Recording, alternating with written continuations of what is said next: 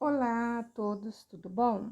Hoje a professora vai falar um pouquinho rapidamente, retomando o que vocês já viram na aula anterior sobre a arte barroca, mas eu irei falar da arte barroca mais voltada para o nosso país.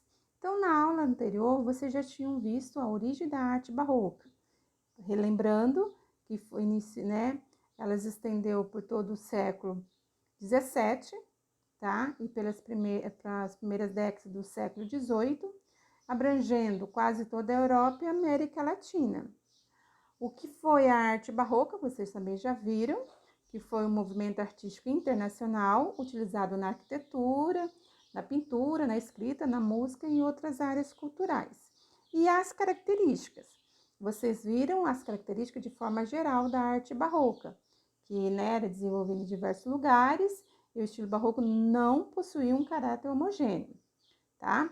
Agora eu vou falar um pouquinho da arte barroca dos conquistadores, mas do nosso país, tá? Como a arte barroca era caracterizada no nosso país?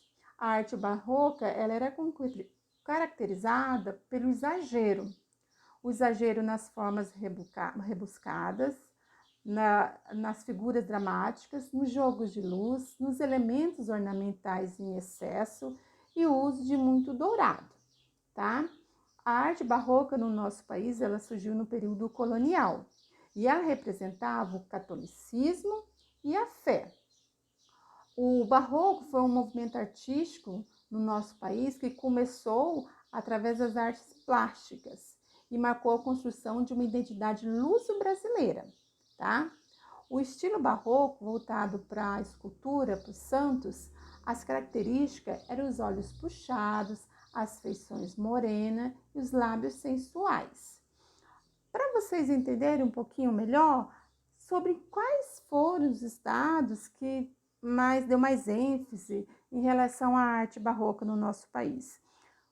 O Salvador foi onde iniciou e foi se estendendo pelos vizinhos produtores de cana-de-açúcar. Depois veio Minas Gerais, que passou a ser um novo centro do barroco, principalmente quando o ouro começou a brilhar, né? Começou a extração do ouro.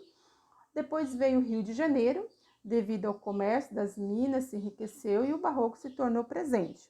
As características do barroco em Minas Gerais eram obtidas devido à distância do litoral e das dificuldades de importação de materiais e técnicas construtivas.